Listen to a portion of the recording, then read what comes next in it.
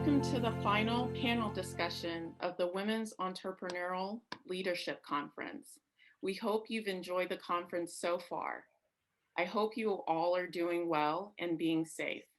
My name is Linda Achelanu, and I am a Senior Project Manager for Covance, the Drug Development Division of LabCorp. I am also the Eric K. Winslow Award 2020 recipient from George Washington's School of Business.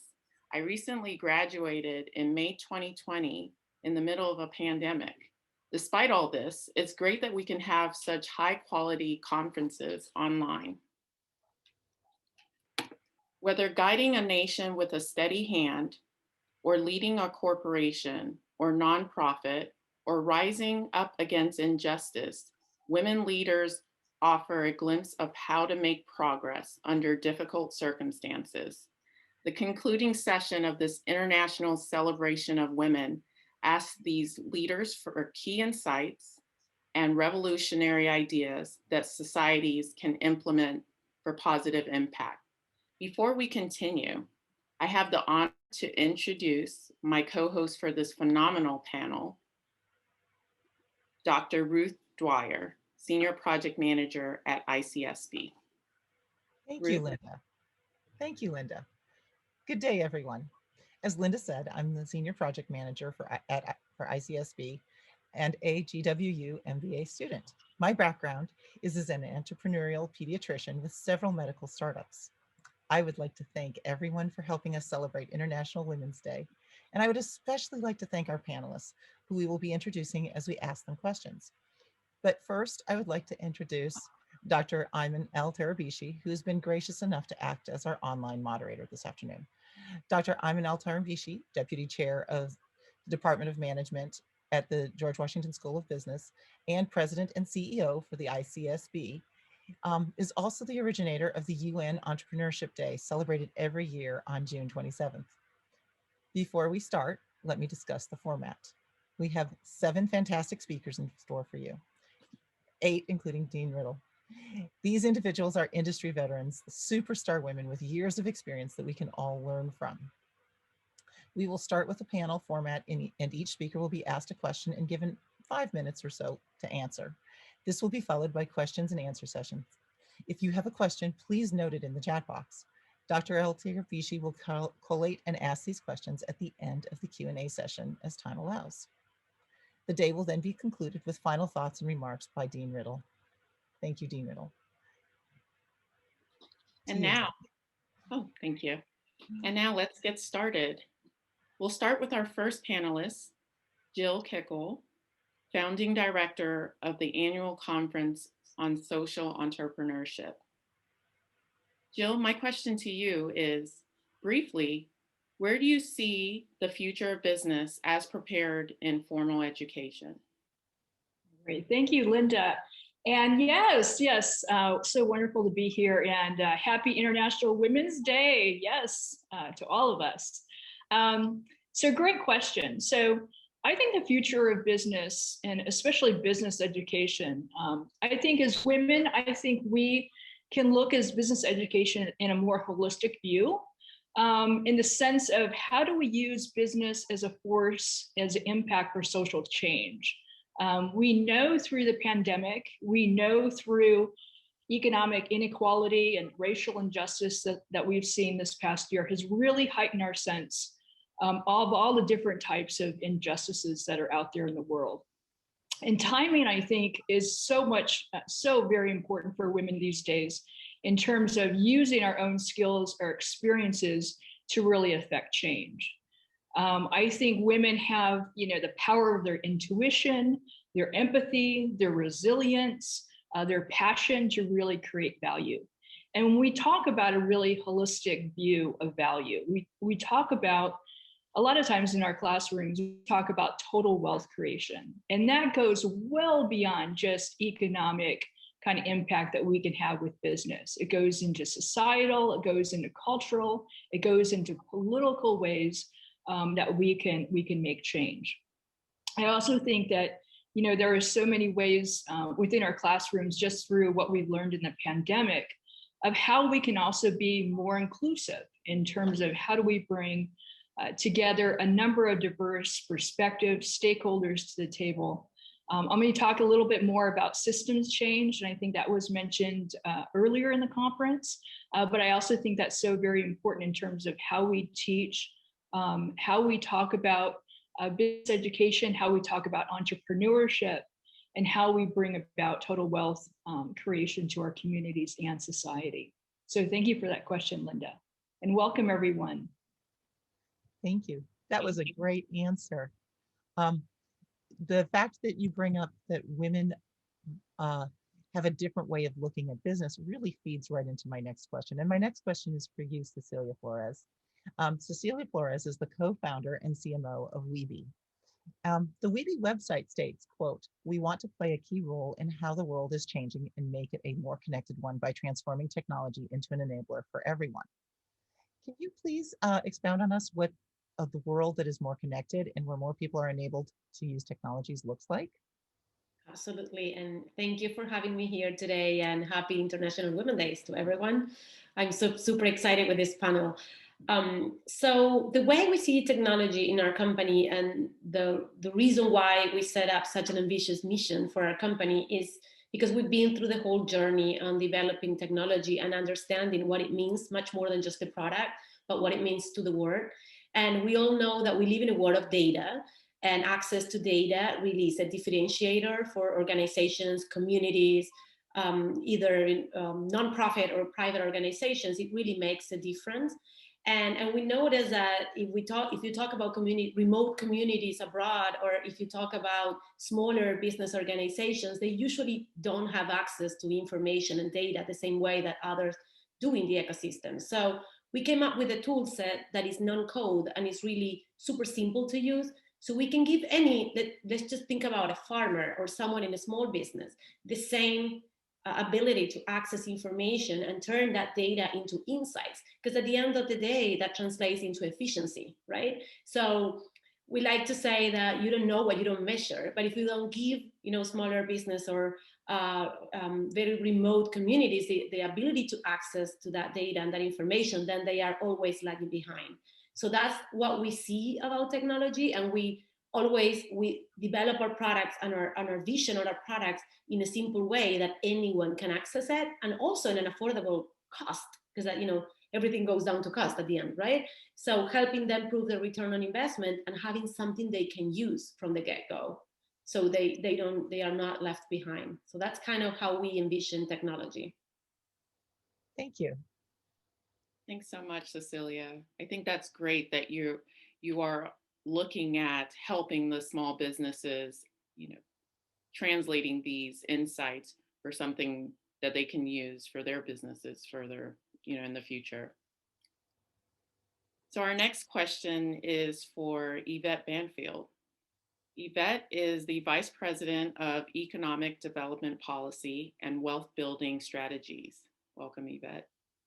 My question to you is, in order to create wealth in areas that do not already have it, what are one or two wealth building strategies that we need to be focused on? Hi, greetings to the panelists and everyone who's listening to today's last session. I'm delighted to be a part of Women's International Leadership Impact Conference, and also I'm delighted that we're participating in International Women's Day. So when we think about wealth building and providing and looking at strategies that would be helpful, I think, for women, I think it's really critical to look at the fact that there's not a cookie cutter strategy or approach that will lift up and help all women. We have to be really intentional in terms of what the issues and the gaps that exist for women. I think that it's already known that women have issues around access to information, access to capital, access to opportunities, and access to networks. But then you also have to, I think, be really conscientious about the fact that there are also women of color. So if there's a language barrier, or women who are Latino or Latinx, and then African American women, and Asian American, you have to look at each each of these women and look at some of the issues and challenges and barriers so that we can identify strategies that are more tailored to be able to create pathways for them so that they can pursue their dreams in terms of entrepreneurship or small business, starting up or scaling up their small business. So I think one of the key strategies is really making sure that they have access to information, they have access to networks. I think there are networks where women are supporting each other, but then there are also the general networks that exist that are open to the general population or for entrepreneurs. Then we also have to realize that women need to be connected to institutions, whether it be government institutions, local, federal, and state, and knowing how those ecosystems work, and so that they can lever their influence, their access, and build access and networks within those structures and within those systems. And also in terms of access to capital, figuring out and working with strategies or coming up with strategies that identifies their specific issues and challenges to accessing capital, because I think it's different for women, and particularly because you have a lot of women who are supporting families or supporting their children. They're maybe the breadwinner, or they don't have that access that men might have and access to capital. And they also need to make sure that they understand that whole system and how they can lever their power and their influence. And I think that women also need to come up with strategies that they can support each other around access to capital. And so creating those mechanisms so that there are funds that exist to support their efforts and their initiatives. Very nice. Thank you, Evette. We're going to take a little bit of a different track with our next question. I would like to introduce Jisoo M. Kim. She's the director of the GW Institute for Korean Studies and the co-director of East Asia National Resource Center. A lot of your research has trended around emotions. Is there a historical trend in emotions, and how do they fit in with the construction of a new post-COVID world? First, let me make sure I mute myself. Well, happy International Women's Day, and thanks so much for having me in this panel. And thanks for asking that question, which is, definitely relevant to my research, and I guess, nicely weaves into past and present. I'm a historian of emotions, gender, and law. So, well, as a historian, I mean, historians explore different types of emotions and how emotions, and also how those emotions have been expressed and evolved throughout history. So for example, like, emotions such as jealousy was perceived differently and was understood, felt differently in the past, like in ancient period, as we understand jealousy today is different. So for example, jealousy, we can talk about, between partners of different genders, but in the past it was between same gender. So historians tend to explore these type of different emotions and how it has evolved throughout history. And so in this, the post-COVID era, I would like to emphasize the word empathy here. And I think, in the previous panelists have also mentioned empathy, creativity, difference. And I think this empathy is so important, will be so important in our new construction of a post-COVID world. I mean, we've been isolated in our home for a year now, and I don't know how, when the world will be back to normal again. But I guess, it will go on for a year, at least a year, until the end of this year. But I think we need to pay special attention to empathy and to be able to understand and relate with others. So for example, like especially in this era where BLM movement and also Asian hate crimes are continuing to increase, I think it is really important that we have this empathy for others, and that that we become more considerate and try to understand others, and again, and recognizing and respecting difference, and being able to offer more opportunities in the post-COVID world, I think it will be more and more, even more so important. And if we, I think if we are living in a world where people recognize difference and respect that difference, I think, you know, the world would be a better place, and there will be less conflict. I'll end it there. Thank you. Thanks so much, Jisoo. I think empathy is really pertinent in these times, and I'm glad that we're having those discussions, because I think it's really important. All right, so we'll have our next question for Julie Shields. Julie is the president and CEO of the United States Association for Small Business and Entrepreneurship. Welcome, Julie. Thank you very much. Am I off of mute as well now? Yes, you are. Okay, fantastic. Well, yes, happy International Women's Day, everyone. And it is an honor and a pleasure to be a part of this conference, as well as this incredible panel of women. I'm like hurriedly taking notes about everything that people are saying. So thank you very much. Yes. Just wanted to get my question to you. How can we as a society promote a collaborative mindset within and throughout the entrepreneurship and small business sector? Yeah, so society, right? How can we impact society? With the collaborative mindset, I often go back to this kind of difference between a transactional mindset versus a conversational mindset. And this is where I think women can really thrive, because I think this conversational approach really impacts this collaborative mindset in particular. And what I mean by that is, you know, when you have a situation with within a group of entrepreneurs or a group of small businesses, and I kind of look at a small town, for example, right? If you just think about all the different transactions that take place, there's not much that grows and builds to make a difference in the economy. It's just a bunch of transactions, and it feels sterile.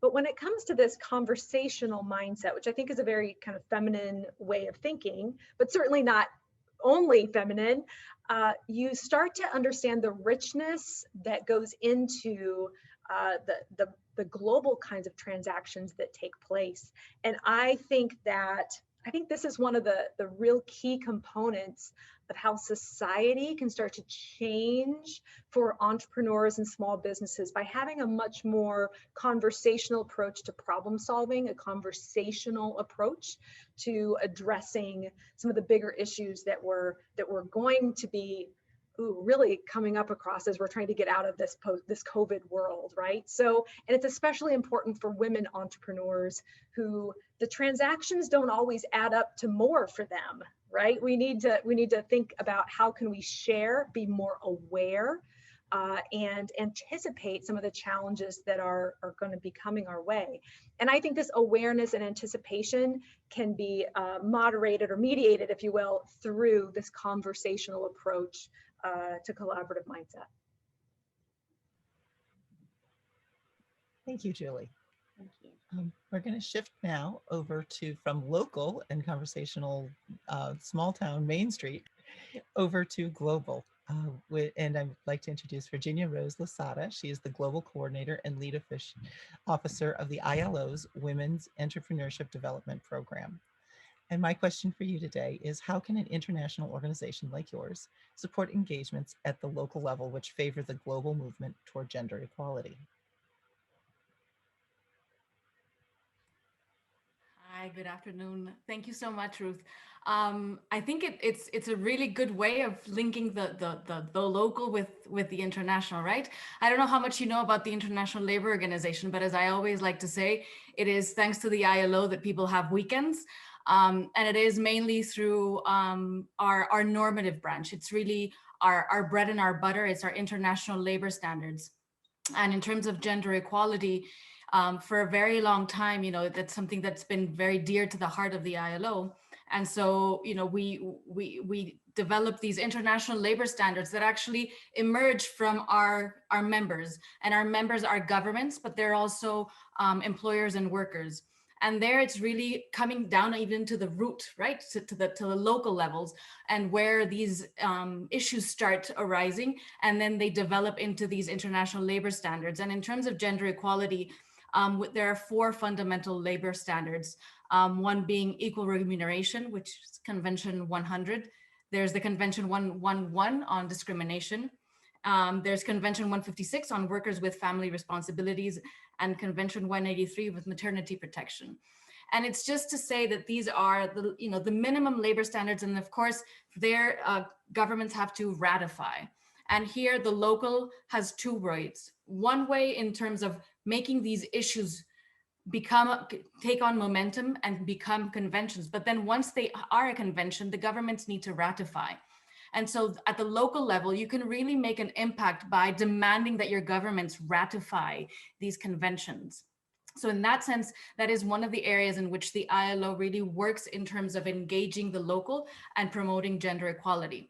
The other one, and I've heard, for example, Cecilia talk about data. It's also about research, and it's about promoting and pushing governments to really collect data.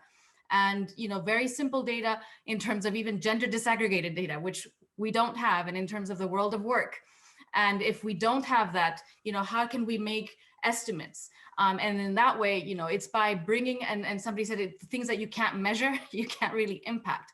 So it's also doing that kind of work where we really try and promote that data collection that can really give us the evidence to make that case, and actually give that information at the local level to then go again and advocate for your government to do something about it.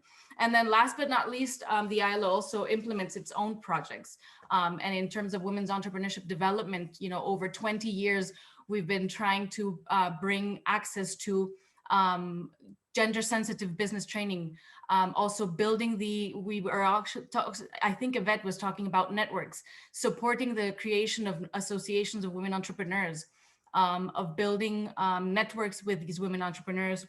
And so also in that way, giving the voice to women, not that they don't have the voice, it's how do you channel them to make that big impact at the government level, but also at the international level.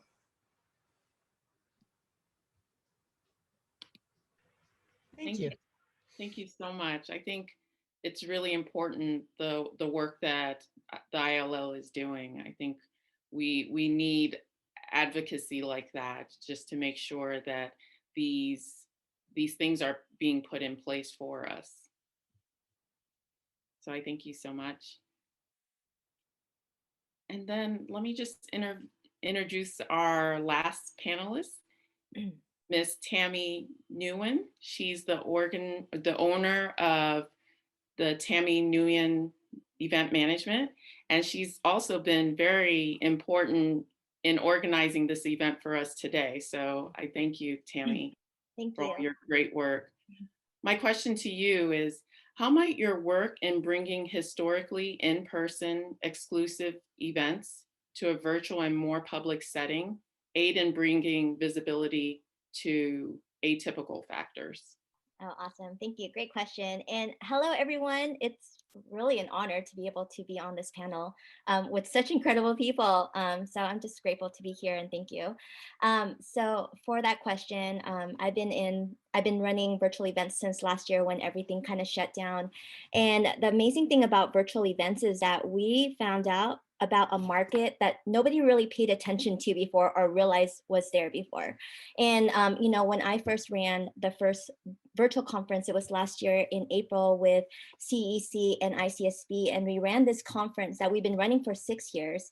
It was the max we've ever had was the year before was 100 people. And last year we had about 1,100 people from 77 countries, from 875 organizations all around the world. And we literally flipped that thing in, I think, under 3 weeks, and we marketed it in 8 days. So what was that market? That market was really a market, one, of people who really care about the content. They really care about collaborating, but one, they made they may not want to or cannot afford to travel, because there are so many people around the globe that probably wouldn't travel to a 2-day small like boutique conference, but they want the content, they want the collaboration with it.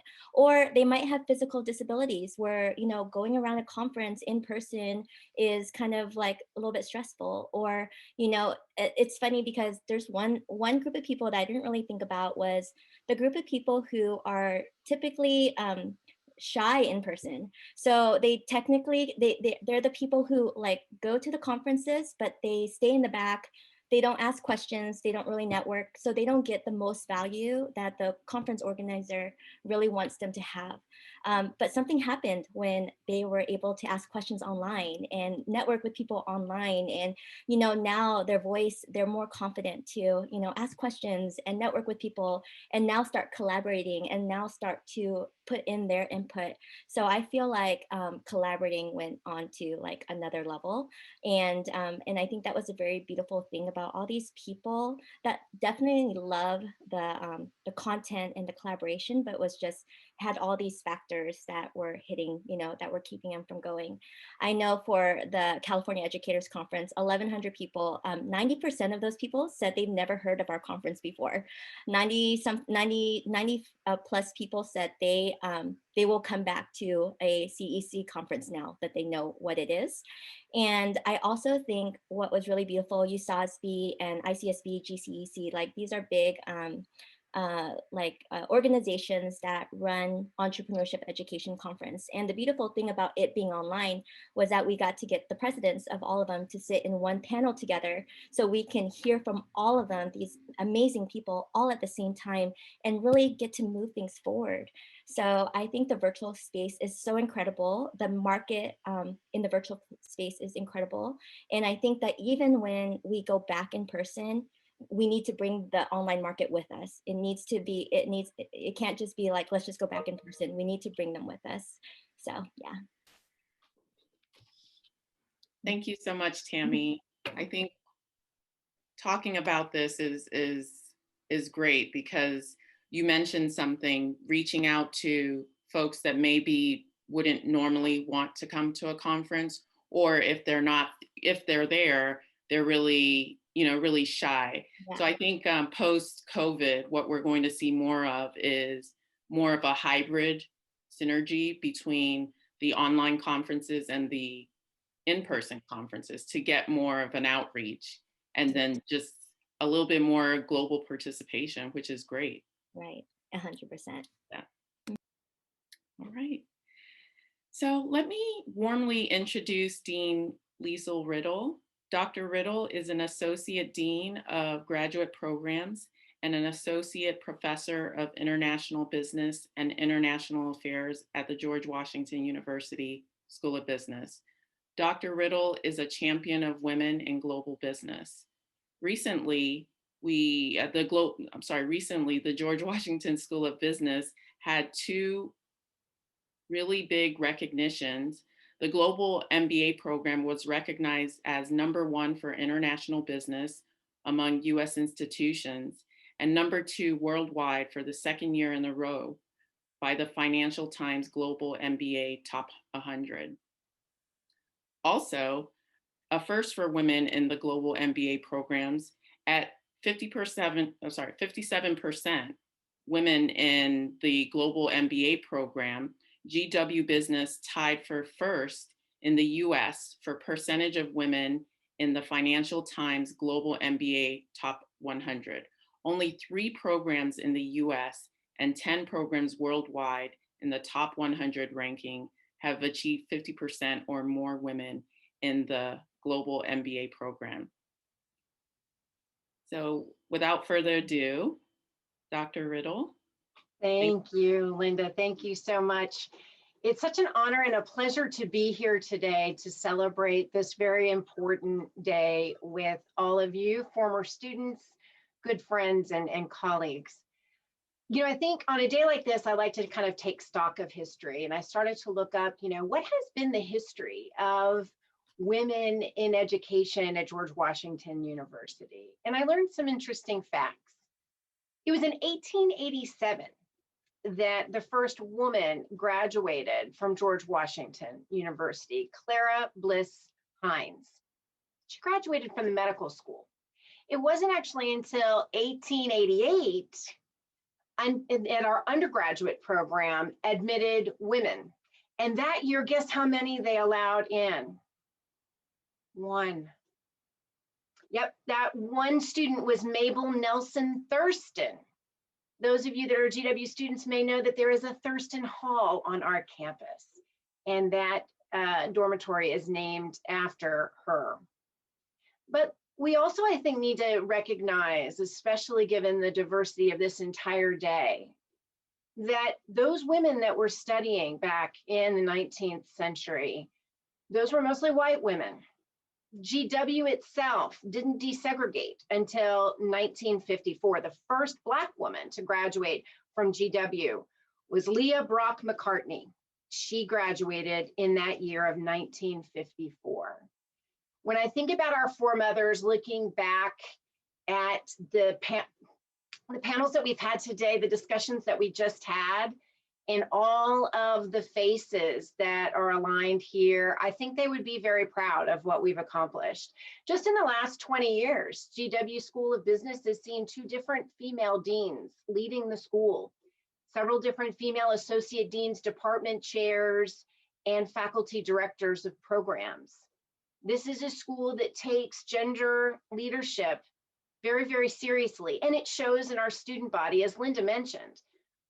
If you look across even just all the graduate programs we have 15 different graduate programs. All of them are at least a third female, but 9 out of 15 are over 50% female. That's in large part because not only the commitment to such leadership and diversity on the part of the school, but also through the partnerships that the school makes. Partnerships, great partnerships like with the Forte Foundation, which promotes women in graduate schools of business. Globant, Cecilia Flores, who is on this panel, just recently won Globant's Women in Tech Award this year. And last but certainly not least, the Posse Foundation, which helps us identify incredible, diverse leaders for our campus and our programs. As a result, we now have a very diverse graduate student body. 28% of our students hail from international locations, 70 different countries around the globe. Of our domestic student population, 13% are Asian, 21% Black, 46% Caucasian, 10% Hispanic, 10% other. It's this diversity, gender and otherwise, I think that truly drives our innovation and makes GW a very special collaborative place where great things happen in the center of it all in Washington, DC. It's been such a great honor to be listened to this wonderful conversation, and I look forward to the Q&A in just a second. Back to you, Linda. Thank you, Dr. Riddle. All right. Yes, thank you, Dr. Riddle. That was an amazing summary of what has happened in, it may not be my specific lifetime, but it's well within my grandmother's lifetime.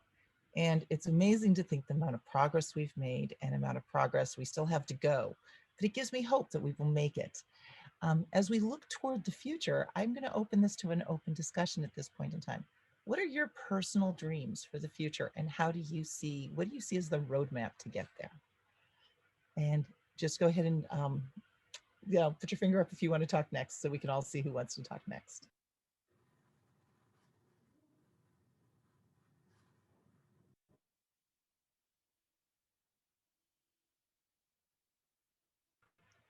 Okay, so I'm going to do professor's prerogative, even though I'm not a professor, and I will start calling on names.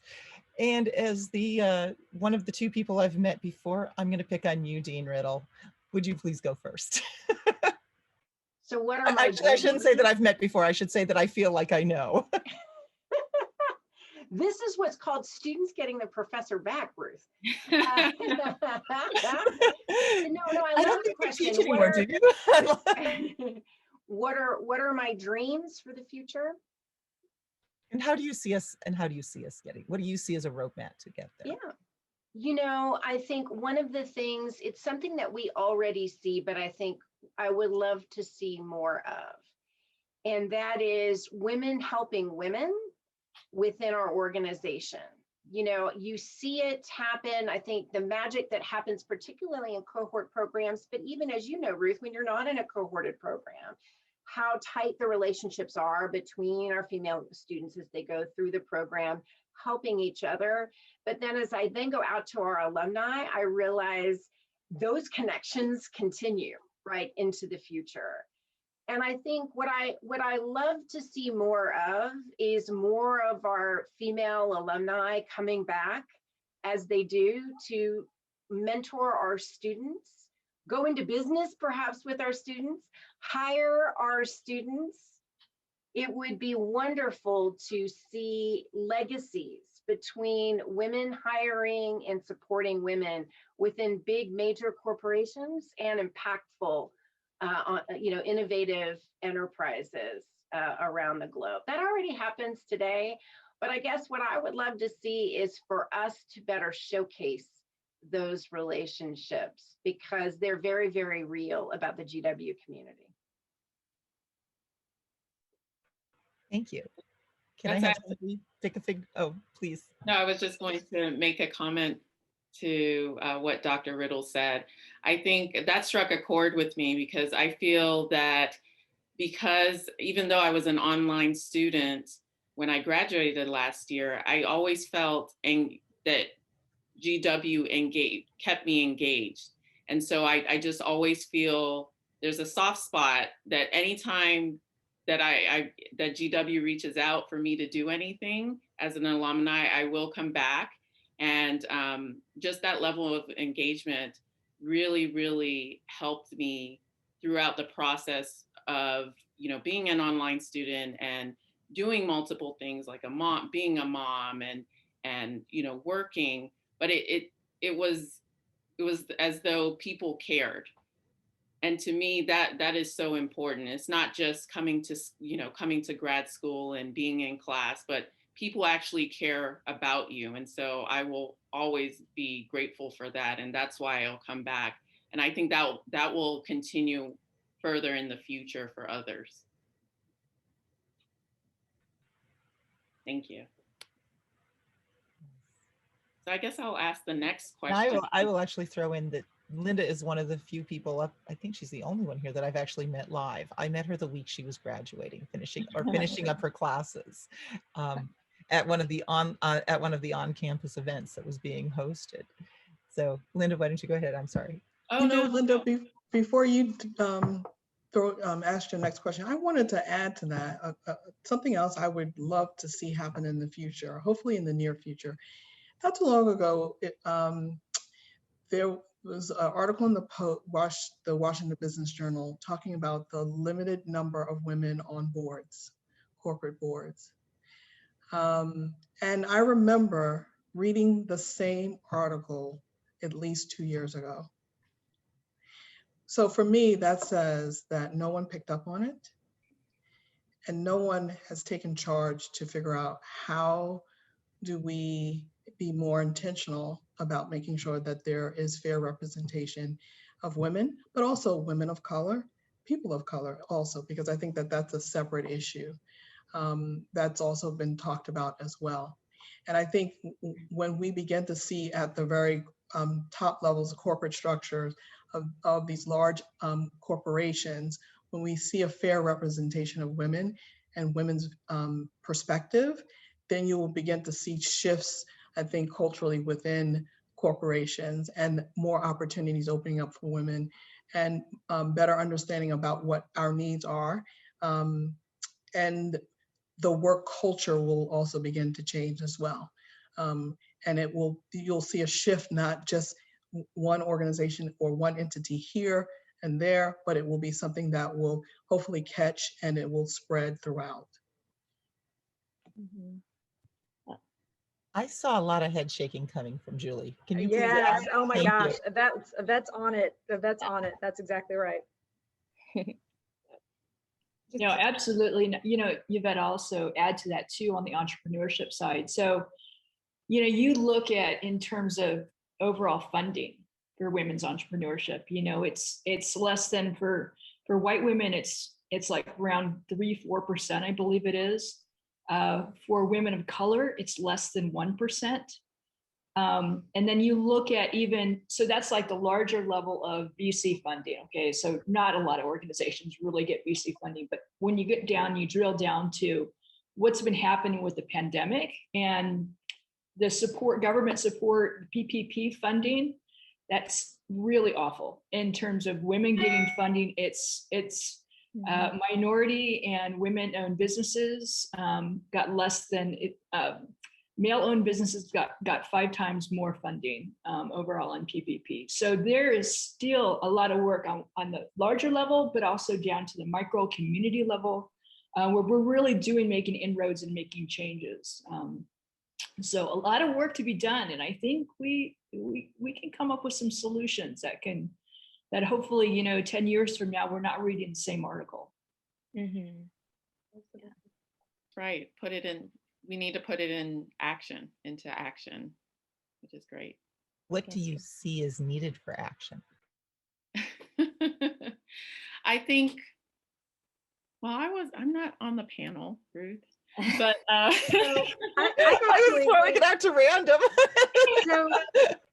So one of the things in the community where I live, there's a community foundation that is having courses for women of color, men of color, all kinds of underrepresented groups to train them how to be good board members. And then what they do is they take that, graduates of that program and put them in a booklet, and whenever there's a group or organization that needs new board members, they say, here's where you can go. These are graduates of our program of being a good board member. And it's absolutely made a huge difference in the diversity of nonprofit boards, but now also of some of the more financial institutions around the area. So I just throw that one to do out there. It's not difficult, easy to do, and such a great way to have a good channel from different groups. And then to second that, you think about the blanking on the entrepreneurial magazine, where they always feature and highlight the trends, and also the business journals. Every year they come out with a list of, the boards or corporate structures. Maybe bring attention and celebrate those boards that have not just one woman, but they have a decent representation of women on their corporate boards, and showcase them and celebrate them. So I think people need to get recognition for moving in that direction. I think one thing too is for folks that are on the boards to sponsor, people that are not on the boards, because it's one thing if you are all having discussions with people that want to be on the boards, but what happens when they're not there?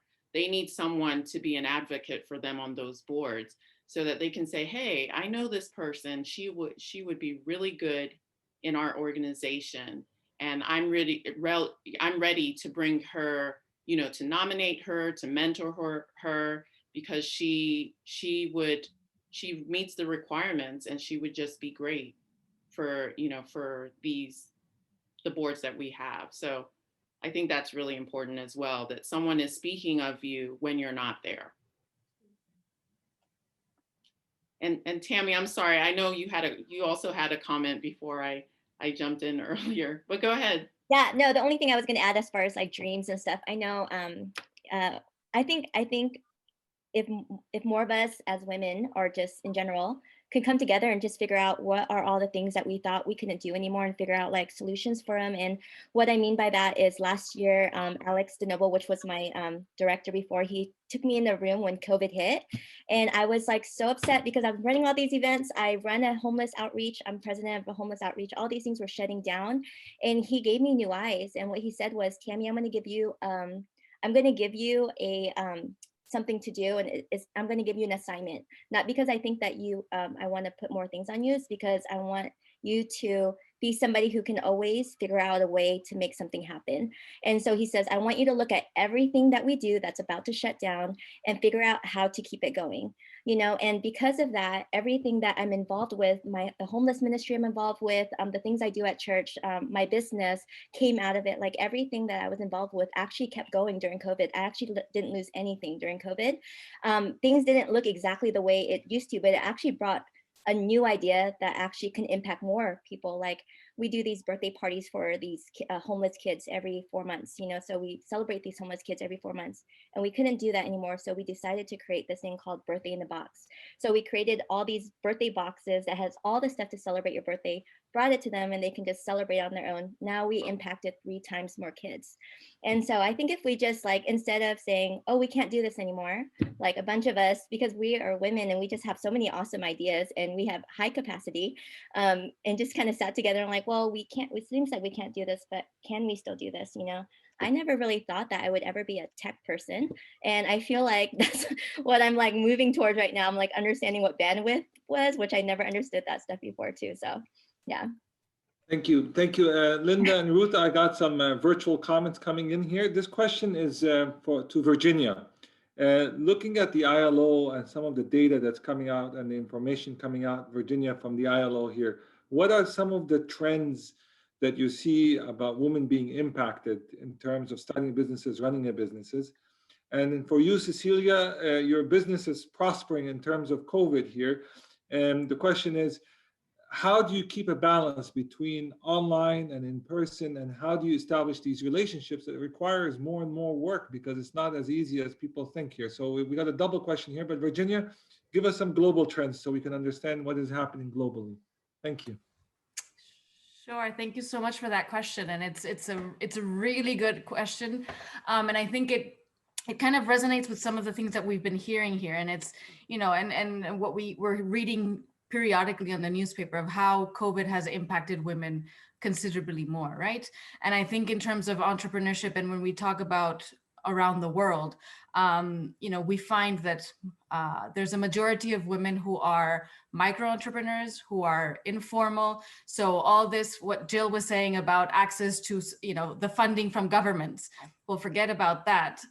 Most women, most micro women entrepreneurs have not had any kind of access to funds. And they've been considerably challenged.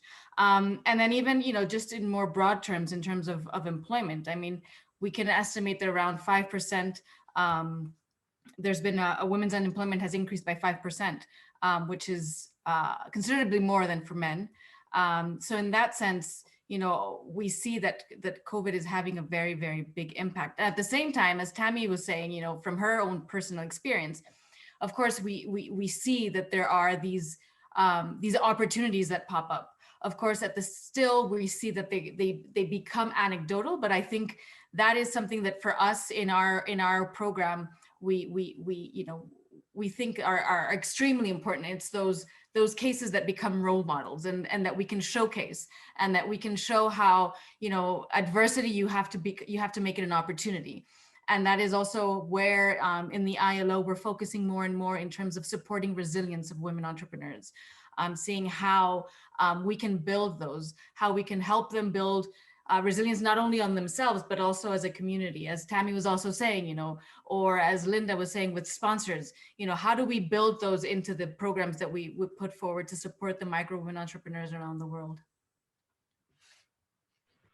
Very nice. I'm actually going to toss this question over to Cecilia. How does tech play into helping with women entrepreneurs, not just in tech fields? I'm like Tammy. I never thought I would know as much tech as I do now. Although I did love my one Fortran programming class in college. Yes. So yeah, I was thinking what I was hearing everyone, I was thinking about how I see the future. And this is kind of a very personal opinion on technology and women entrepreneurship. And I think we should move from using technology to creating technology. We should be leading, you know, the companies, organizations that are creating the technology of the future for many reasons. One of them, I think we have that empathy that help us understand much better what our clients are going through, what the communities need, and then just, you know, losing the fear to kind of double or triple clicking into technology to understand what is IoT, what is artificial intelligence? What is the concept behind an algorithm? How can I put that into use in my community? How can I put that into use in my business? And not just wait for someone tech savvy to come do it. So I see a lot, when I talk to other women entrepreneurs, I see a lot of that, like, well, I just want to use, this tool set that is already done. It's like, why don't you just build something better? And we are kind of afraid to, kind of break that glass ceiling and see, well, we can just be the ones creating technology. And in my case, I don't have an engineering background. And I founded an IoT and AI company because I can listen to my clients. I can, to Ayman's question on the COVID, when we started the year, all of our clients stopped the projects and they were, we are in the food industry, so they were super concerned about supply chain. So what we did with my leadership as well was just stop the train and understand what they were going through, and then reshaping our tool set and price it so they could still use our technology to fix their issues. And that's kind of the mindset we have as women. I think we bring a lot of that into the table, but I just would love to see in the future much more women getting their hands into building what's coming next. So thank you, Cecilia. I have a question that came to Jisoo. Jisoo, this question is coming to you. The data has showed us that about 2 million women have left the workforce because of the balance of work-life balance. It is a staggering number here. Based on this reaction to this, but also I want to take it a little bit. You run the Korean Institute at the GW University here, so you get a global perspective, not just in the United States, but you also see it more from a global perspective here. What is your reaction to this? It seems that we're going backward in terms of women being in the workforce because it's just too much, in my opinion. Here, what is your reaction to this? And I want to bring this back and then to Tammy here, as you're going back to the workforce here, are you hiring more women, and how do you balance between work-life balance on this? But Jisoo, let's start with you. Yeah, thanks for the question. I mean, I think, I think this is, I mean, we are all going through, all these difficult times right now in this midst of pandemic. I think we need to be able to create more opportunities for women. Women are losing more, but I think at the same time, because we are in this situation, we need to be raising our voices stronger than before. And this year's theme, I think International Women's Day theme is challenge. And I think we need to we need to challenge and try to not just settle down, but challenge status quo and continue to raise our voices to gain our interests.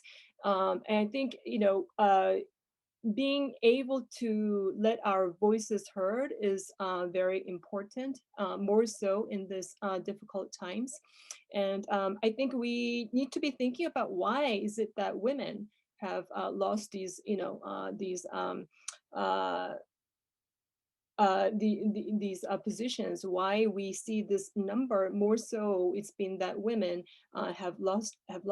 So I think that there's definitely, I mean, we've talked about, the development. I think Dean Riddle has really kind of given a nice summary of how we've come so far, but this just shows us that there's still a lot more challenges ahead that we need to be fighting for and not just settle down for status quo. So that would be one thing that I would say. And I think this does not just limit to this country, but this I think is we are facing globally. So women need to be. It's not just here, but I also see that in many Asian countries, more also in Korea as well. There's been a lot of this conversation going on, and I think this is a time that we need to be raising more of our voices. Thank you.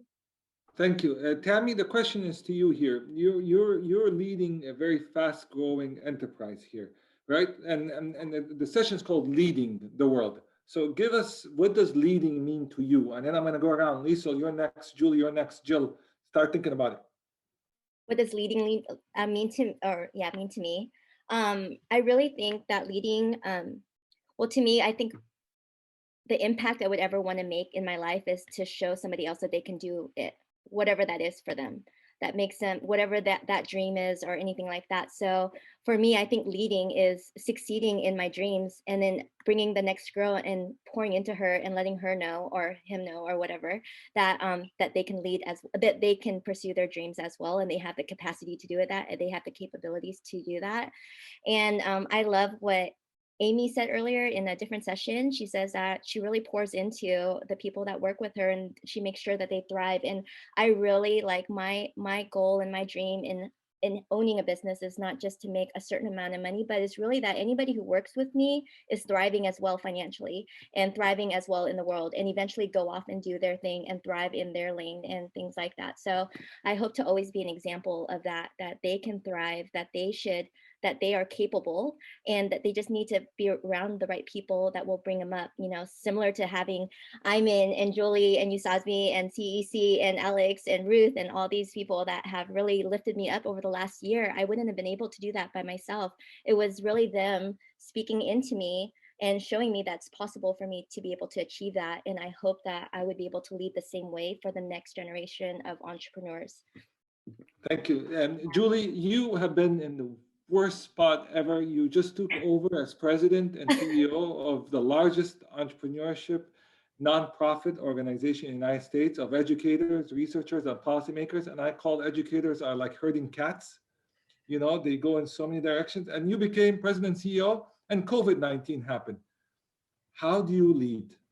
So I actually thought it was the best situation possible, right? I mean, it was great, right? I mean, rules were all off, right? So it's really creating and recreating and creating that vision. The good thing is we were already in a place where we were re-envisioning what was happening, and it helped us accelerate that and broke down a lot of barriers. So thank you for mentioning that, Iman. But I would say the frame really was, this is great. Like, how do we make the most of this?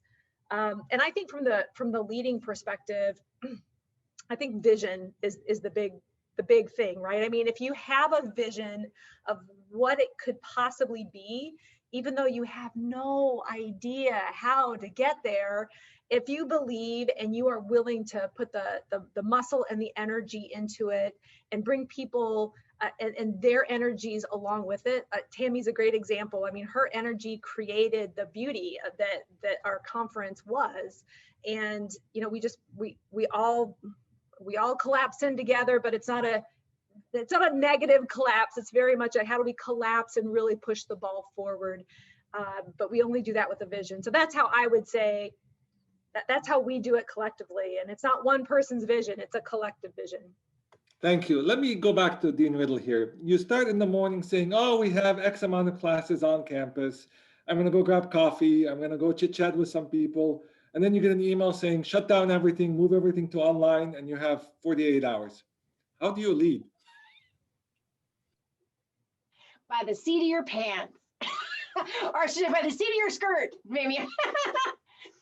No, in all honesty, how do you lead is in a time of crisis is you make sure that you have done your hard work ahead of time to select and nurture really great collaborative talent that you can rely on. Because when you have to respond in a crisis under pressure and you have to pivot, that's where all those investments truly pay off. And so I would say if you've really done the hard work of collaborating for innovation ahead of time, then you're better able to pivot. And I definitely feel and am so grateful for the team that we have at the School of Business, particularly in the team I work with in the school of the graduate school. It's the most phenomenal thing. And I really think it really resulted in a much smoother pivot. And particularly when I talk to my colleagues at other schools, it is pretty phenomenal just how quickly our faculty, staff, and students were able to pivot to the current reality. Thank you. Jill, this is for you. As Julie was running the operations of USASBE, you were reimagining. She was running it all. Just forget it. Yeah, but you were reimagining USASBE at a whole new level. There's both the vision, the mission, and then there's the execution, and they go hand in hand. but you were in the midst of reorganizing everything as a USASBE, where you're heading, and you handle all of this. So add to one more fire to the fires you had to deal with. How do you lead? Yeah, I mean, going back, we were envisioning kind of what USASBE could look like in the next, couple of years. Hiring Julie was actually, and hiring like the great people and the great women to take over for the organization. She executed on our vision, and that was a big piece of it. We had to make a change, and I think, yes, Julie, if you remember, it's March 8th. You were here. We were across the street having lunch. It was the last time before we went into lockdown. But I think leadership is so much about empowering others, right? And giving them the tools, the experience, giving them the opportunities to really learn and gain from their experiences. And when we went to, in lockdown, the very first thing I think I did in terms of we were moving everything online is I immediately just asked, hey, I'm going to take 3 students. Can you help me navigate this? Can you help me navigate the classroom? I'm going to give you opportunities also to do some teaching too as well. Best decision ever. I now have 3 teaching fellows that I don't think I'm crippled. I can't do a class without. So it kind of goes both ways in terms of we were giving each other opportunities, but we had to learn how to pivot at the time. And yeah, I just think it is so much about empowering others and giving other women the opportunity to lead. Thank you. Evette, we know this, the data knows this, that the Black community was hit the hardest during the pandemic. That's why we have the Elevate program with GW. You leading CNHED, you knowing the numbers that are come twice or 3 times worse than what everybody is hurting. How do you lead and make sure that this bleeding stops and we can do something about it? I'm asking a tough question, I'm sorry, but go for it. You are. I think really leading is just not losing sight of what the mission is or what the goal that you're trying to achieve, and realizing that you can't solve all the problems, but you have to identify where you can have the most impact, where you can leverage change, and realize and recognize change does not happen overnight. And so as a leader, you pace yourself and you keep your eye on what it is that you're trying to affect change, and keep open to new ways of thinking and approaching and addressing the problem or the issue, and who you need to partner with to strategize, and just thinking outside the box. I think it's also, staying open to what might be coming to you that might help you to be able to accomplish the goal that you're trying to keep, and keeping all others engaged along with you as you go through that process. Thank you. Cecilia, you started a company and you're leading a company, but you're also dealing with managing a company and the negotiations of it, and it seems that you're continuously are fighting battles to grow and sustain here. How do you lead? So we lead with purpose. So I think that would change for our company in the last couple of years. We had our vision and what we see of technology in the future.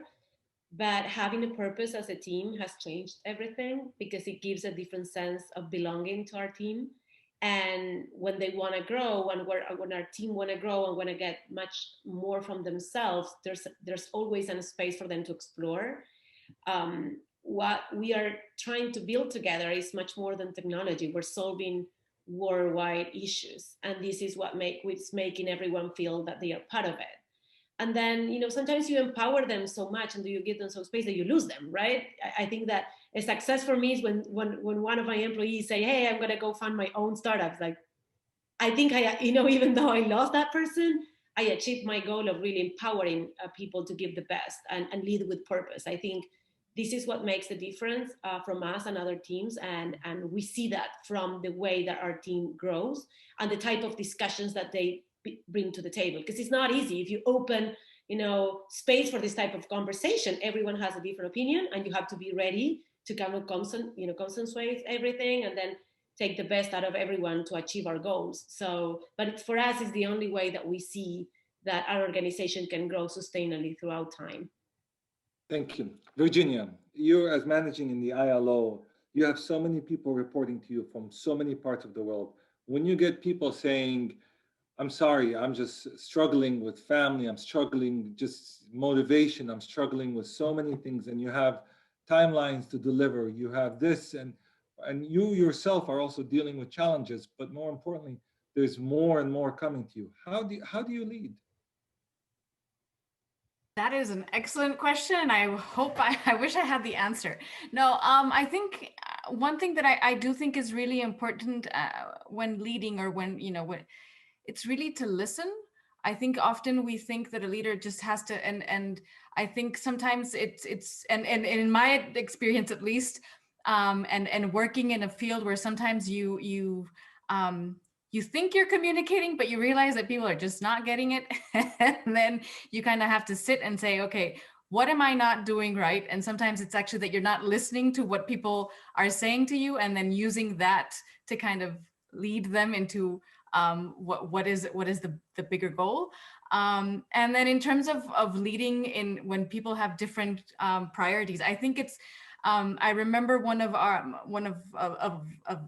leaders in the ILO, a woman, and she was saying, you just sometimes have to know that you can't do it all. That balancing certain things, maybe it is that at one point you're gonna, excuse my language, suck as a mother. Sometimes you're gonna suck as a professional, but that eventually, you try and find balances, right? And I think at least to me that resonated, because sometimes you start kind of hammering yourself, like, I'm not doing this, I'm not doing that, but then you're thinking, let's look at the trends. Let's look and at some points you will be better at one thing, at another. But I think it's always, and I always tell whoever works with me, I have an open door. Come talk. Let's discuss. Let's listen, and from there, let's move forward. Thank you, Jisoo. You run the institute at the GW at the Elliott School, and the time difference between Washington and Korea is plus 13 hours.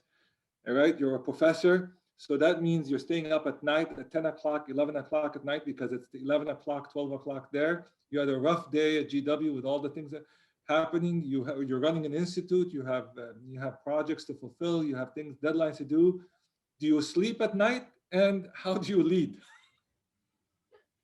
So for a long time, well, thanks for that question.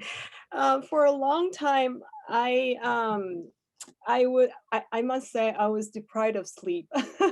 But now I prioritize my sleep. I would like to say that. So especially, when my boy was younger, much younger, I really had to balance my work and childcare, and so it was inevitable that I had to sleep less hours. But now he's grown a little bit more. I think that allows me to sleep a little more. But it is a lot to juggle. And now it's also with this pandemic, there's been different time zones we need to accommodate. And so, yes, you're absolutely right. We have some, events late in the evening that goes from like 9 to 12, or early in the morning from like 8:30 to 10:30. So we do see a lot of differences as things have gone virtual. But I think again, it's just a matter of getting adjusted to new hybrid. Well, currently it's virtual, but I guess eventually, we would have to adapt to hybrid life. But for me, it's been always just, do your best you can. You can't be perfect. I mean, I try not to be perfectionist, because if I try to be that, it just kills me. So just do your best and try to balance your life. That's my. Thank you. I'm going to pick on the moderators here because they did such a great job here. So I'm going to pick on Linda. Linda, how do you lead when you're working full-time, you're handling many things at home, and also when you get an email from a professor saying to you, oh, by the way, Linda, hi, moderate this session for me, and work with the speakers, and also when you get the GW alumni emailing you saying, you're very active on social media, we need you to do more stuff for us. How do you lead, Linda, all of this? And by the way, that happens a lot. uh, being contacted by the professor to do something, even though I'm not in school anymore. I would say that all I try to do is prioritize. You know, I try to figure out, you know, I don't think as women, you know, I think there has been a stigma that if you are not good at one part of your life, you know, you're not perfect, and it's okay. You can't be perfect. We can't do it all. Sometimes you need help with one thing, and sometimes you don't. You just have to be okay with it. And so how I do it is I just make sure I prioritize and get things done that way. That's the only way. I can't say that I'm perfect at it at all, but I just try to prioritize, and I know what's important, and making sure that, you know, if I do spend, you know, a lot of hours at work or you know, doing something for GW or anything else, then I'm going to have to balance it out at some point with my kids, spend more time with my kids, you know, the following weekend, or take them out. And I think everybody's okay with it. Everybody has gotten with the program. So Ruth, you work Mondays, and Mondays are a bad day because you're at the clinic working full time as a doctor, and also Wednesday, but you also have schoolwork. You also have many other things happening to you. And then on top of this, you're leading the ICSB and Women Initiative for us in Paris. So how do you lead? You know, I grew up with the concept that if it was worth doing, it was worth doing well. And as I have gotten older, I've learned two other statements, which is that if it's worth doing, it's worth even doing poorly sometimes. And you have to do exactly what everyone has said. You need to pull in your colleagues. And, you know, I'm just also going to agree with Virginia. Sometimes you just suck at something. And you have to ask, like Linda does, your children for, you know what, let's negotiate and we'll spend a little more time here or a little more time there. But you also also request your friends for help. And sometimes you say no. And that's the one I need to work on better. Thank you. Thank you. So I know we're about to close this, but I'm going to ask you the most difficult question now. I've been holding it out now for the whole day here. It is the most difficult question of all here. This is the International Women's Day. So I'm going to ask you one question. I'm going to hand it over to Ruth to close the session, and Linda. So my question here is one word only, just one word, Cecilia. I'm looking at you, Cecilia, one word only, right? What word would you share with everybody that attended this conference, that will watch it on Facebook or other thing? One word you would share with them, one word that comes to your mind or heart with the International Women's Day. What one word would you like to share? All right, I'm going to give you 30 seconds to think about it, because it's a powerful word. What word comes to your mind? One word. Right? One word only. For all and all one word. And Cecilia, we'll start with you just to capture International Women's Day. One word, and I'm going to circle them all. So next year, we'll start with these words. What's the one word that you want to share with everybody? So thinking about women, boldness. I think boldness. Okay. And then Jill, one word. One word, resilience. Boldness, resilience. Evette? I like empathy. Empathy. Tammy? Capable. Capable. Dean Riddle? Advocate. Advocate. Jisoo? Courage. Courage. Virginia? Challenge. Challenge. Julie? Brilliance. I am just amazed. Thank you so much. What wonderful gift you have given us all, to all GW students, alumni, and to all ICSB Global here. And Ruth, I hand you back the baton, and Linda to close the session. We have 1 minute. Thank you. Thank you, everybody. Since we only have 1 more minute left, I'm going to use it as an advertisement. This has been an awesome discussion today, and I want you to keep your eyes open on the ICSB page. Tammy, are you able to pull up the slide? Oh, we have plans. We have already started on getting ready, preparing a conference for this summer in July. ICSB is going to do a hybrid conference live. Yep, you see it, live and hybrid online from Paris, France. So anyone who's still on the call is welcome to use the coupon code for 10% off. And we hope to see you all there. I would like to say thank you to Tammy and Sky, and I would like to say thank you to Dean Riddle. I'd like to say thank you for this morning, Dr. Dean Perry, doing the introduction this morning. And then I would also like to thank Dr. Ayman Tarabishi and the conference chair, Kathy Corman-Fry, for putting this all together. This was a great experience, and thank you all for being here. Thank you all. Happy International Women's Day. Yay.